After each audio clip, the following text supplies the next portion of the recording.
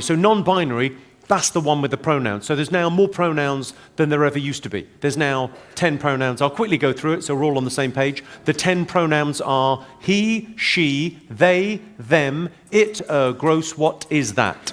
Cutting close to the edge, but hey, comedy's job is to poke the sacred cows, even if they moo a little louder these days. That wokeness has to offer in exchange is to brainwash bright young minds like you to believe that you are victims, to believe that you have no agency, to believe that what you must do to improve the world is to complain. When comedians step up, they take on the woke agenda head-on with nothing but sharp humor and bold honesty. I give credit where credit is due. I'm probably the most pro-anti-Trump comic out there. You're not. Shut the f*** up! She brought a protest sign to a punchline party. Turns out the mic hits harder than the moral outrage. So here's what happened. I get to the college and the student advisor is the lady in charge. She goes, just so you know, we did not have a good experience with our last comedian. And other than that, say whatever you want. We're really big into freedom of speech on this campus. A heckler's attempt to silence the comedian ends up proving that the audience's laughter speaks louder than outrage. So she wants to fight, she can fight. Whatever she believes she is beautiful. You know, that's nice. The fight came on. And they were like, in this corner, Tamika. She's like, hi, I'm a regular lady. Happy to be here, happy to be here. And they're going, in this corner, Fallon Fox. She's like, whoa! I was like, oh, God. I was like, oh, God, they're going to fight? And Brandon's like, that's what we were telling you earlier. And I was like, oh, I think I have some opinions, actually. When a white comic is accused of being racist, the truth hits harder than the joke. One day I was walking with a group of my friends, right? Group of friends, and I was the only non-white person in the group. And then someone shouted from across the road. They were just like, hey, you monkey! Diversity in comedy is no joke. It's a conversation that's just waiting for the punchline. Last month, the CEO, he announced of all the hiring for all the new pilots that are coming up this year, all the hiring for the new pilots, the main focus is gonna be diversity. What? Diversity? Not the best pilots you can find? The ones with the most hours and experience? Imagine choosing pilots like it's a game of bingo. Hope the next one lands more than just representation points. No, most of the world is starving. That's why.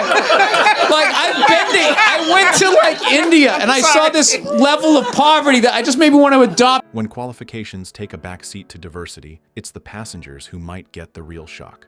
Yeah, I know. It's weird when you're a comedian because, like, when you're a comedian, when the audience doesn't laugh, that we get the message. Mm-hmm. Right.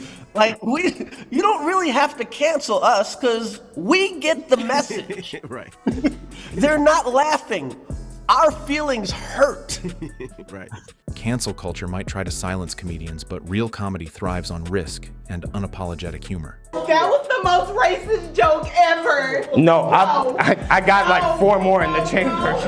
Ricky Jay's take on celebrity apologies reveals how fear, not sincerity, drives the sorry train.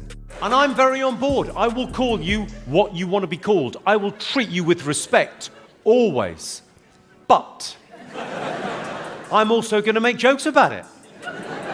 My pronouns. Andrew Schultz mocks the absurdity of canceling everything, even food, because nothing's off limits in the woke world. Young minds like you to believe that you are victims, to believe that you have no agency, to believe that what you must do to improve the world is to complain, is to protest, is to throw soup on paintings. Mark Normand highlights how the constant redefinition of politically correct terms makes it nearly impossible to keep up. You're white, trying to like talk about and you. My probation officer is here now. That impression was so spot on, it should have come with a mirror. Cancel culture just got roasted by its own reflection. You're the first name going in my suicide note tonight. Ricky Jay breaks down the concept of political correctness, showing how it's making comedy a minefield. They're like, yeah! Where's all the sophomores? Juniors! I looked at my watch, 59 more minutes to go. Happy to be here, happy to be here. And they're going, in this corner, Fallon Fox. She's like, whoa! I was like, oh, God. Chappelle and Rogan hit the nail on how politics is dividing society and how kindness can bridge the gap. New pilots, the main focus is going to be diversity. What? Chappelle reminding us that comedy's real party isn't left or right. It's whoever brings the laughs, not the labels. Letting comedians work is, what happens is everybody gets safe. Right. And when everybody gets safe and nobody tries anything, things get boring. Right. Absolutely. Cancel culture might try to silence comedians, but their job isn't to apologize. It's to speak their truth. You can criticize ideas, but you cancel people. And I think the cancel culture thing, I think it's the new book burning. When being a 90s liberal makes you sound like a rebel, you know the political pendulum's doing backflips. Eh? And the people that I've offended will say, you don't really mean that apology. Norm hit the nail. It's not activists, but the audience that hands out the mic. Laughter, not outrage, keeps the lights on. If you're loving the laughs and truth bombs, don't forget to like, share, and subscribe. Support comedy that actually says something.